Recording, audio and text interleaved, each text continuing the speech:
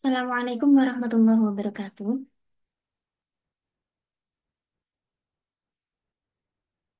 Assalamualaikum warahmatullahi wabarakatuh.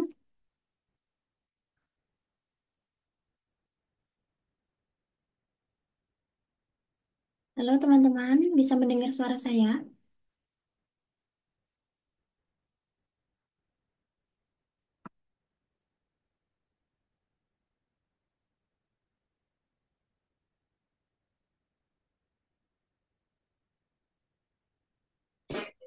Ya, sudah bisa, Mbak. Baik, kita mulai. Bismillahirrahmanirrahim. Alhamdulillahirabbil alamin. Wassalatu wassalamu ala sayyidina Muhammadin wa ala alihi wa sahbihi ajma'in amma ba'd.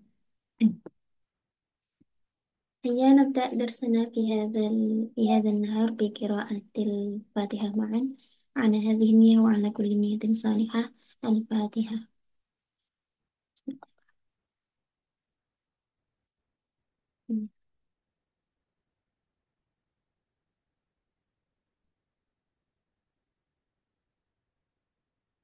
Baik. Pada pertemuan pertama ini, kita akan langsung saja membahas tentang al-bina wal i'rab. Kita akan mengetahui apa itu yang disebut dengan pemabnian dan i'rab.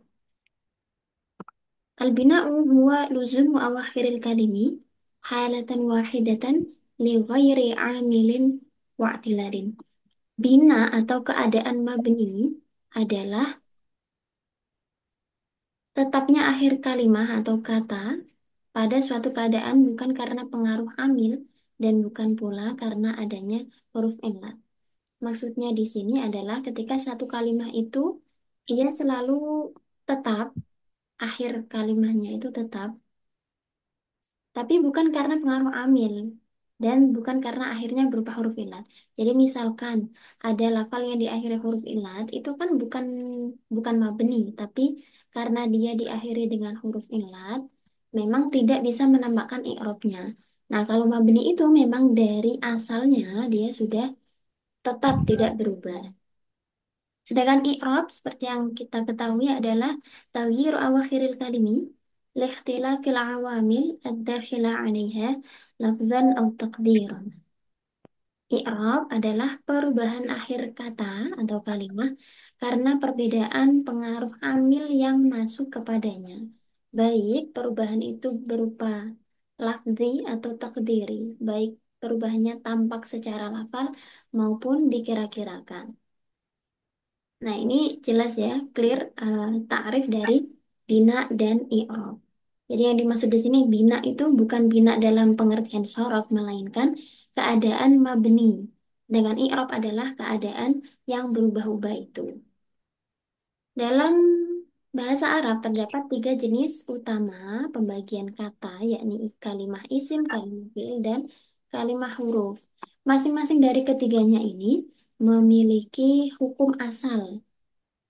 Misalnya eh, fiil kalimat fiil itu aslinya mu'rab atau mabni, kalimat isim itu aslinya mabni atau mu'rab dan sebagainya. Kita akan langsung membahas yang pertama kalimat isim. Al ismu mu'rabun wa mabniyun. Memang seperti kita ketahui kalimat isim itu sebenarnya ada dua macam kan. Ada kalanya mu'rab, ada kalanya mabni juga. Tetapi wal aslu fil ismi al i'rabu. Akan tetapi secara hukum asal isim itu dibentuk dengan menyandang kategori termasuk kalimah yang mu'rab. Jadi aslinya isim itu mu'rab. Kemudian nanti bisa menjadi mabni karena ada ya isim mabni karena ada sebab-sebab tertentu. Jadi awalnya itu semua isim seharusnya adalah mu'rab. Tapi ada isim yang berubah status menjadi mabni dikarenakan ada alasan-alasan tertentu yang menjadikan dia mabni. Terdapat empat alasan, empat sebab atau aspek yang ini ya. Jadi ini. Kalimah isim ini sebenarnya adalah mu'rab, tapi dia berubah menjadi mabni karena alasannya adalah ini. Alasan dibalik kemabnian suatu isim adalah karena dia dianggap serupa dengan kalimah huruf. Dalam perumusan tata bahasa Arab itu, ketika suatu kalimah menyerupai kalimah lain, maka dia dikenai hukum yang sama atau dianggap memiliki status yang sama seperti lafal yang diserupai tadi. Jadi, ketika isim yang awalnya ini mu'rab, kemudian huruf itu kan mabni. Dia tapi menyerupai huruf, maka diikutkanlah hukumnya menjadi mabni. Sama seperti ini ya. Ketika seseorang menyerupai suatu kaum, maka ya dia termasuk bagian dari kaum tersebut kan. Ini juga sama. Ketika isim menyerupai huruf, sedangkan huruf itu hukumnya mabni, maka isim yang awalnya itu seharusnya mu'rab, dia berubah menjadi mabni. Dan dalam keserupaan ini ada 4 aspek yang menunjukkan keserupaan tadi ya. Yang pertama, asyabahul wad'iyyu. Keserupaan dengan kalimat huruf dalam hal asal terbitnya kalimat. Jadi secara asal ya, pada asalnya, pada awalnya itu, kaidah pembentukan isim minimal harus terdiri dari 3 huruf. Ini yang harus dipenuhi sebenarnya. Kalimat isim itu minimal terdiri dari 3 huruf. Itu 3 huruf hijaiyah. Sedangkan kalimat huruf dia terbatas pada jumlah itu. Tidak harus tidak harus minimal 3, tapi bisa juga 1, bisa 2, tapi juga bisa 3 begitu. Nah, ini apa namanya?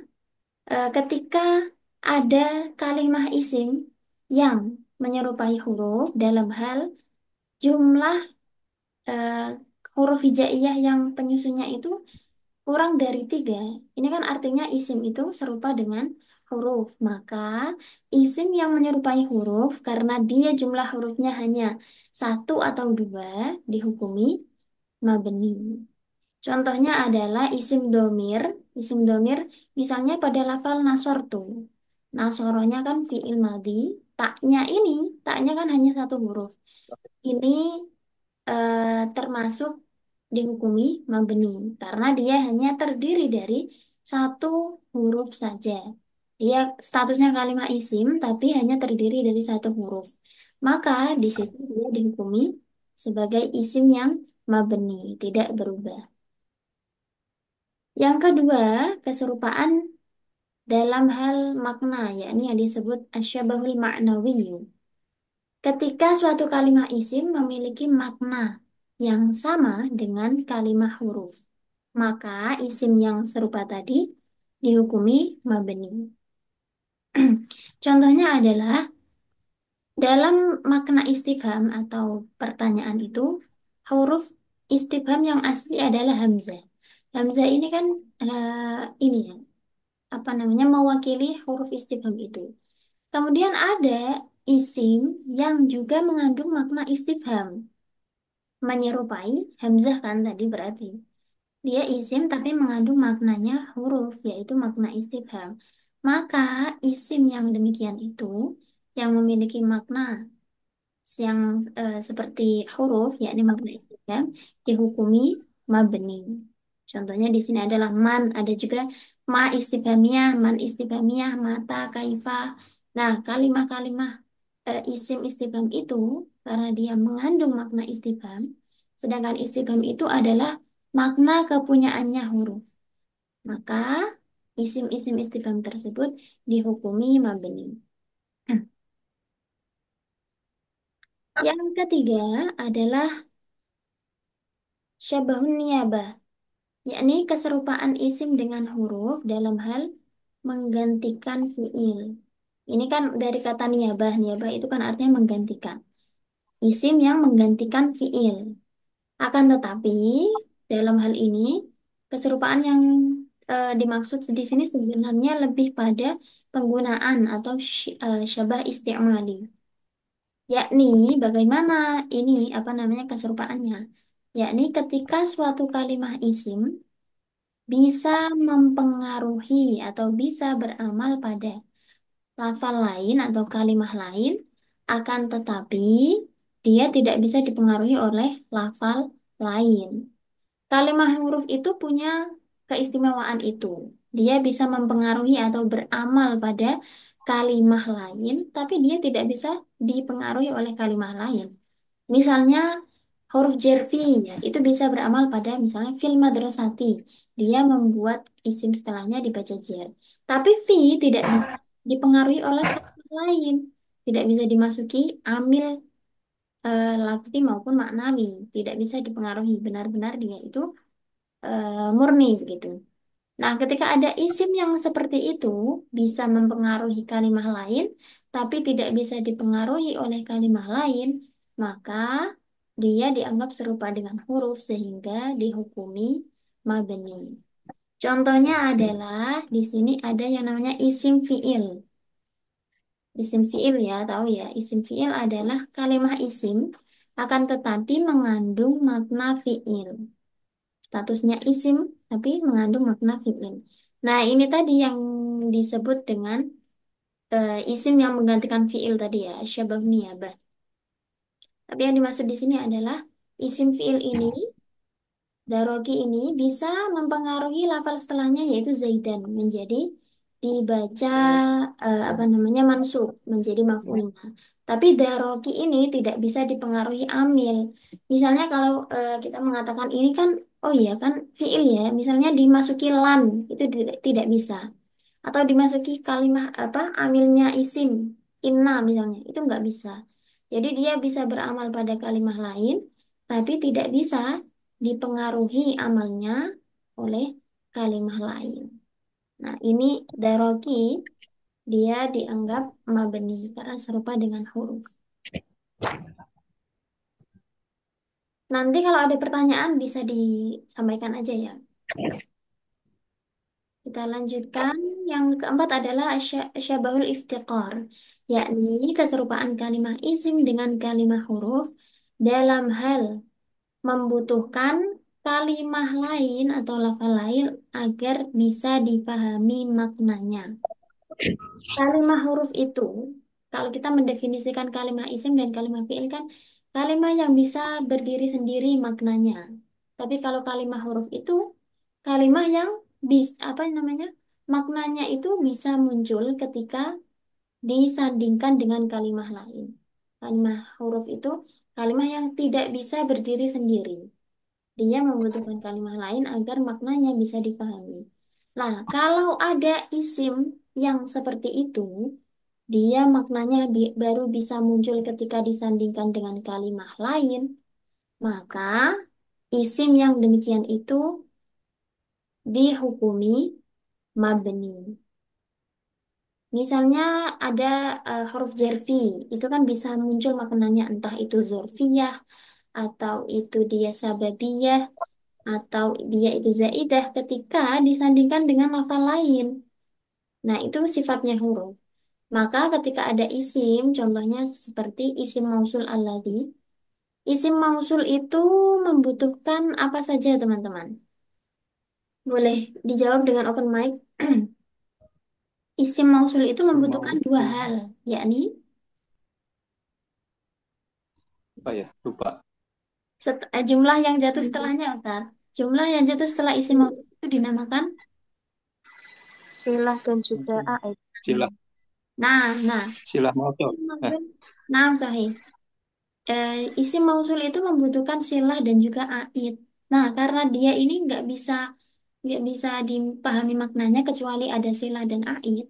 Karena misal kita mengatakan alladzi yang apa kan butuh penjelasan. Nah, dijelaskanlah dengan silah itu. Kalau ada isim yang membutuhkan kalimah lain untuk bisa memunculkan maknanya, maka dia sama saja seperti huruf. Karena itu dia dihukumi mabni. Isim-isim mausul itu kan dihukumi semuanya mabni. Nah, itu empat sisi keserupaan antara kalimah isim dengan kalimah huruf yang menjadikan kalimah isim ini dihukumi mabni. Selanjutnya kalimah fiil. Kalimah fi'il ini ada yang mabni, ada yang mu'rab. Al-fi'lu mabniun wa mu'rabun. Akan tetapi wal aslu fil fi'li al-bina'u. Pada dasarnya fi'il itu dihukumi mabni. Nah, fi'il kan hanya ada tiga ya. Fi'il, madhi, mudhari, dan amr. Dari Amar. Ya, yang mabni itu apa saja? PL Madi dan PL Amar. Nah, fi'il madhi dan fi'il amr. Sebagian Sedangkan, sebagian PL Mudari. nah, sebagian fi'il mudhari. Sedangkan fi'il mudhari secara umum dia dihukumi mu'rab. Berarti yang Moral. tidak sesuai dengan hukum asal, yang fi'il apa?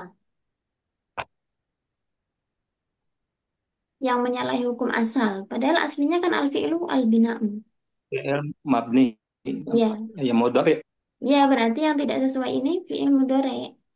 Nah, fi'il mudhari ini kenapa dihukumi mu'rab? Ada alasannya juga. Nah, alasannya lagi-lagi sama seperti alasan yang tadi. Alasannya adalah karena fi'il mudhari dianggap menyerupai isim. Nah, tadi kan kaidahnya ketika ada kalimat yang menyerupai kalimat lain, maka dia dikenai hukum yang sama seperti kalimat yang diserupai. Kalimat fi'il yang harusnya mabni, karena dia menyerupai isim yang aslinya adalah Jadi mu'rab, moral. maka dia dihukumi ikut juga Moral. mu'rab. Jadilah fi'il mudhari itu dihukumi mu'rab. Nah, kira-kira Sama dengan isim tadi ya. ya, kira-kira apa sih yang Isim yang menjadikan belum. fi'il mudhari itu dikatakan menyerupai isim? Nah, jadi keserupaannya itu adalah ketika fi'il mudhari itu disandingkan dengan kalimat lain, memunculkan makna yang berbeda-beda. Sama seperti kalimat isim. Begitu. Kalimat isim itu disandingkan ini ya, contohnya adalah Nasoro Umaru, bisa juga Nasoro Umaron. Kalau Nasoro Umaru, ini artinya apa?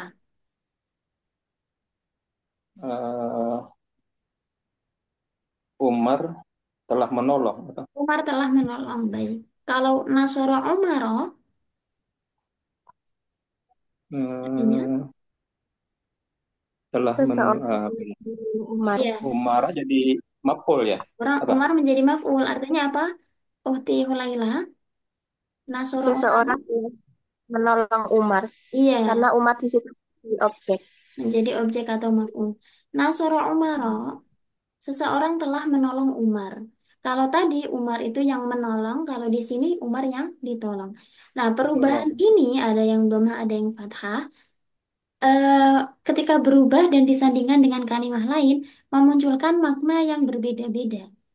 Sama juga di dalam fi'il mudhari itu, ketika ada perubahan, ada dhammah di sini ya, contohnya adalah ada dhammah, ada fathah, ada watashrobu, Islam. watashroba, dan watashrobi. Kalimatnya ada di sini, la ta'kulis samaka, bisa watashrobu al-labana, bisa watashrobal labana, dan watashrobil labana. La tak kulis sama kak, kamu jangan makan ikan. Nah, ketika ini dibaca watashrobu, nanti artinya adalah kamu jangan makan ikan, watashrobul labana, tapi kamu boleh minum susu. Boleh minum Ya, susu. karena watashrobu kan marfu ya, tidak ada kaitannya dengan Mm-mm. jumlah sebelumnya. Jadi watashrobu wawunya wawu ibtidaiyah, ini kalimat yang baru. Kamu tidak boleh makan ikan. Tapi ada kalimat lain, kalimat baru, kamu boleh minum susu. Wates minum Watashrabul susu. labana, kamu boleh minum susu. Yang kedua, la ta'kulis samaka watashrabal labana. Wawunya di sini bukan wawu ataf, bukan wawu ibtidaiyah, melainkan wawu ma'iyah. Wawu ma'iyah itu termasuk salah satu dari amil nawasib. Ya, jadi makanya tashroba dibaca mansub dengan fathah. La ta'kulis samaka wa tashrobal labana. Karena wawu ma'iyah artinya adalah bersamaan. Kamu tidak boleh makan Jadi ikan. tidak Kamu boleh jangan makan ikan. dan tidak boleh minum susu. Apa namanya bersamaan? Ini harus ada kata bersamaan, Ustaz. Bersamaan dengan Oh, minum iya. susu.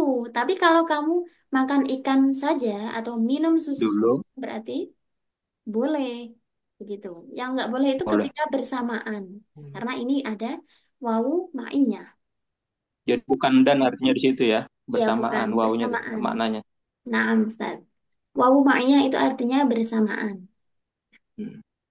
Yang ketiga, watashrobil labana. Nah, sebelum kita membahas maknanya, kenapa di sini watashrobil labana? Padahal fiil itu kan tidak bisa dibaca jer kan? Padahal harokat Harusnya asli itu jajam kan. jer. Gimana Ustaz? PL kan jajam mestinya. Iya, harusnya kan jazm. Majrur Kenapa nggak ada kan? diharokati kasroh? Apa ya? Apa teman-teman yang lain bisa Data. menjawab? Hmm. Kenapa fiilnya Itu dibaca watashrobi? aslinya apa gara-gara ini dua sukun. Iya, sahih Ustaz.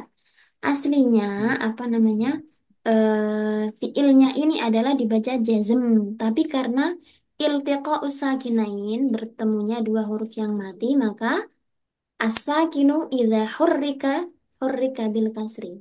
Kalau ada kalau ada apa namanya huruf yang mati Dua ingin sukun. dihidupkan, maka menggunakan harokat kas kasroh. Asrah. Makanya di sini watashrobil labana aslinya adalah watashrob Asrah al-laban.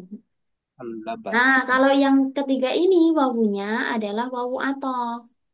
Jadi la ta'kul as-samaka wa la tashrab al-labana. Kamu tidak boleh makan ikan dan kamu juga tidak boleh minum Tidak susu. boleh minum susu. Mau Hmm. bersamaan, mau satu-satu, pokoknya kamu nggak boleh. Jadi itu. Nah, perbedaan ini, perubahan-perubahan ini ketika disandingkan dengan kalimat lain, kan memberi makna yang berbeda. Karena itu, fi'il mudhari dihukumi mu'rob. Sama seperti kalimat isim, begitu. Jadi tadi ya, yang pertama ini wawunya Hmm. wawu Ya. ibtida, yang kedua wawu Tidak. ma'nah, yang ketiga wawu a Apa? aqab. Nah, Oh. Yang kedua apa tadi saya? yang Wow, kedua wawu ma'iyah. Wawu ma'iyah termasuk mak salah iya satu yang amil pertama. nawasib. Begitu. Baik, kita lanjutkan Ya. yang terakhir adalah kalimah huruf. Al-hurufu kulluha mabniyah.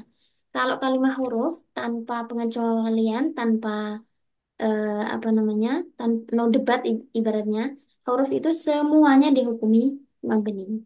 Alasannya karena makna huruf itu bisa muncul tanpa membutuhkan perubahan di akhir katanya.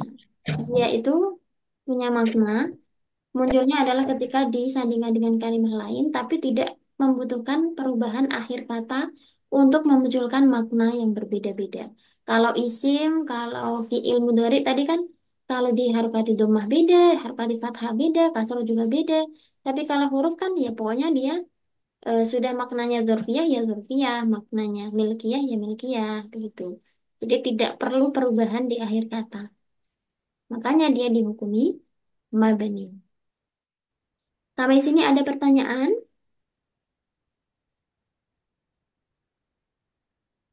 Itu yang nomor dua tadi, Ustazah. Nah, Menyeru pertama kan alasan isim itu mabni ya, dengan makna istifham. ya, yang Apa kita. Nah, ini ya. itu ya itu aja kurang jelas tadi apa. Oh, baik. Jadi gini, Kalau kalau hurufnya kan langsung apa tadi? makna-makna seperti istifham, makna syarat, itu sebenarnya adalah kepunyaannya huruf, Ustaz. Hmm. Jadi huruf, misalnya kan ada huruf yang maknanya dzarfiyah, milkiyah, ada tasbih. Nah, ada juga makna istifham, ada makna syarat. Itu punyanya huruf, yang punya itu tuh huruf. Nah, ketika ada isim yang punya makna istifham, berarti kan dia pinjam makna punyanya huruf. Dia dianggap menyerupai huruf. Huruf. Nah, karena isimnya tadi mengandung makna istifham, dia menyerupai huruf, jadilah dia dihukumi mabni sama seperti kalimat. Semua artinya Iya, mabni ya. Hmm. ya. Ya, oke. Isim syarat juga gitu, Ustadz, karena syarat itu miliknya apa namanya, apa huruf huruf syarat aslinya. Kalau ada isim yang mengandung makna syarat, dia dihukumi mabni sama seperti huruf begitu. Iya. Beda kalau. Sama. Cukup. Kalau sudah kita lanjutkan mungkin ya. Kita lanjutkan ini langsung nyambung ke pertemuan kedua agar nanti kita tidak terlalu repot di akhir Ramadan. Ini yang Iya, awal-awal kan boleh. masih masih qawaid yang dasarnya ya, dasar sebelum nanti kita melangkah ke i'rabnya. Baik, di pertemuan atau materi yang kedua ini kita membahas al-mabni wal mu'rab, kalimah yang dihukumi mabni dan kalimah yang dihukumi mu'rab. Di sini Oh, al-mabniyat, kalimah-kalimah yang mabni ada 7 macam, yakni isim domir, isim isyarah, isim mausul, isim istifham, isim syarat, isim fiil, dan sebagian isim zaman atau makan atau sebagian zaman. dzaraf. Ya, ada isim yang mengandung makna dzaraf, dia dihukumi mabni, tapi hanya sebagian saja, tidak keseluruhan. Nah, ini perlu diingat-ingat karena nanti ketika mengi'rab kita akan tahu mana kalimah yang mabni dan mana yang kalimah mu'rab. Jadi, kecuali ini saja ya Mm-mm. dari isim itu. Semuanya mu'rab kecuali 7 macam ini. Begitu. Tujuh.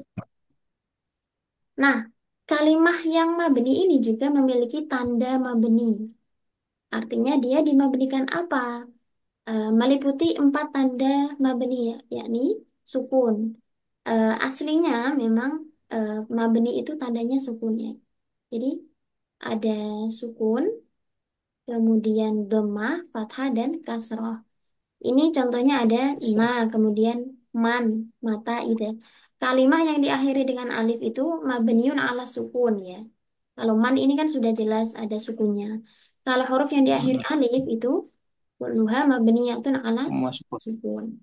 Kemudian ada yang dimabnikan dhammah, ada haitsu, ada juga tak tak mutakalim yang dorobetu misalnya ya, mabniun ala dhammi. Ada yang fathah, contohnya alladzina, al-ana, hayata. Ada yang kasroh, contohnya amsi dan daroki yang tadi.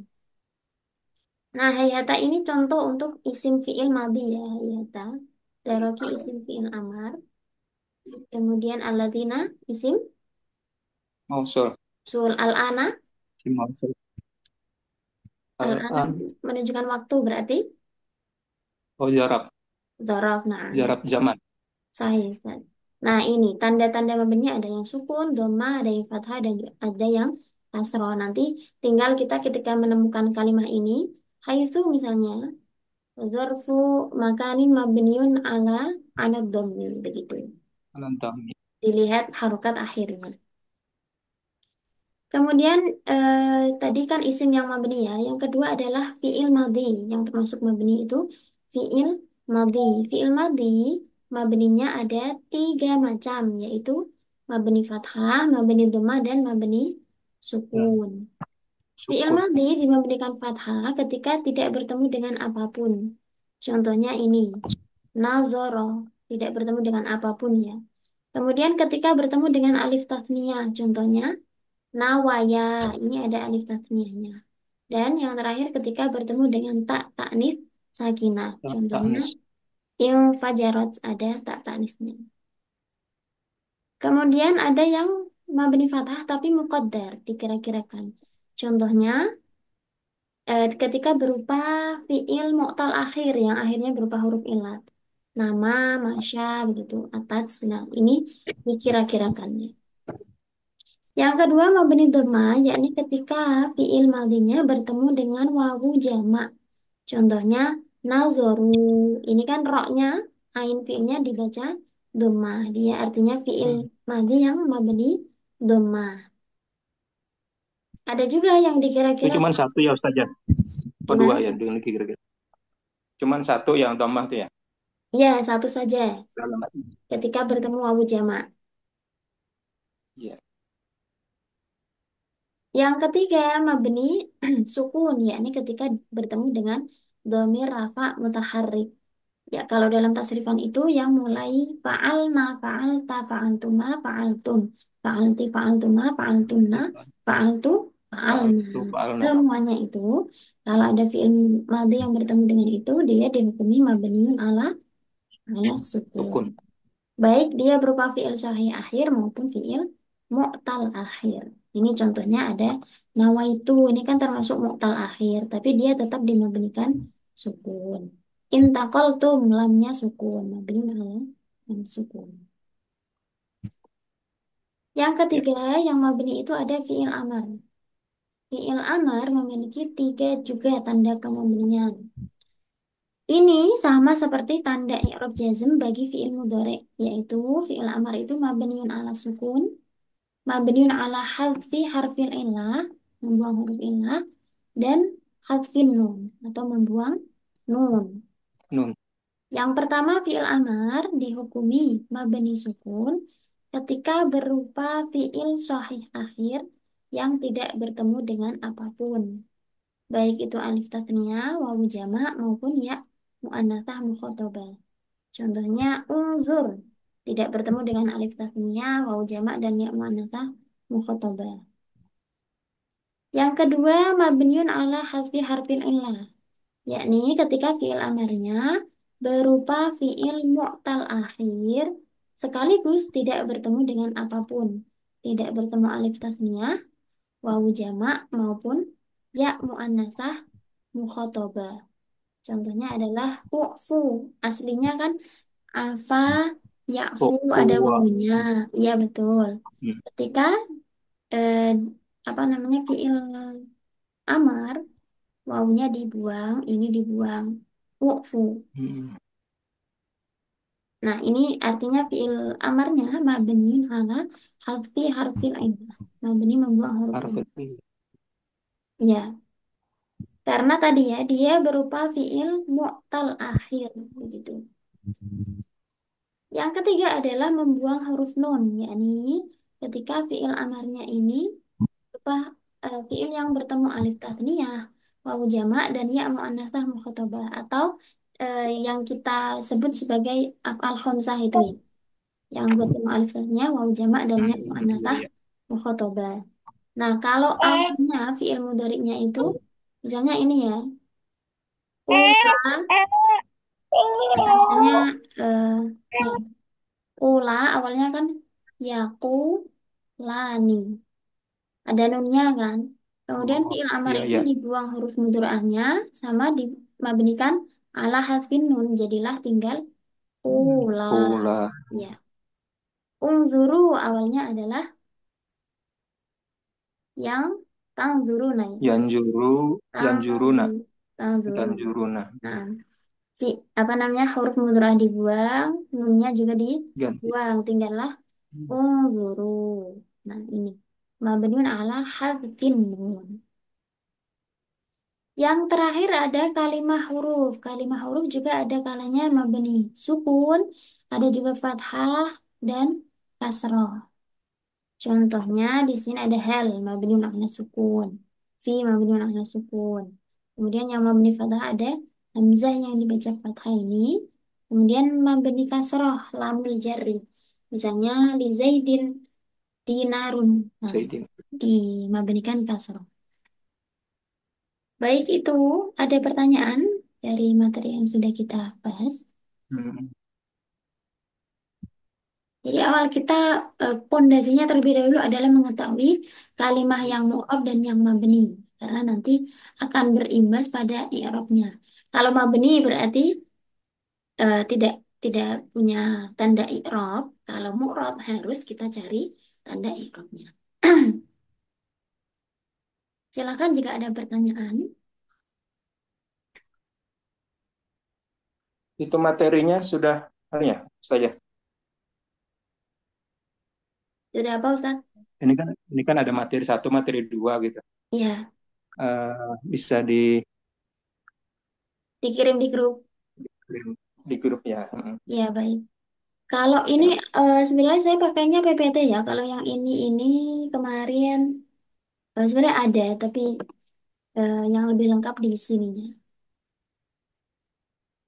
Baik, nanti setelah pertemuan saya kirim materinya. Izin bertanya, Apa tadi? untuk keserupaan tadi itu kan ada 4, syibih, wad'i, maknawi, niabah dengan yang terakhir tadi Iftikar. iftikor. Terus untuk yang syibih maknawi itu kan apabila suatu isim mempunyai makna seperti huruf. Terus di situ kan contohnya seperti man, mata dengan kaifa. Kalau yang syibih wad'i itu kan jelas ya, patokannya aku pokok biasanya aku isim domir. Kalau yang untuk syibih maknawi itu bagaimana cara untuk membedakan antara apakah suatu kalimat ini termasuk isim atau termasuk huruf. Oh, begitu. Baik, sebenarnya ini kalau kita belajarnya dari makna Jawa itu sangat membantu kita. Kalau kalimatnya dipisah, misalnya kaifa, kaifa hale koyo opo to tingkah. Nah, itu pasti dia isim karena dia punya kedudukan hale atau man utawi sapa wonge atau ma iku opo to suwiji-wiji.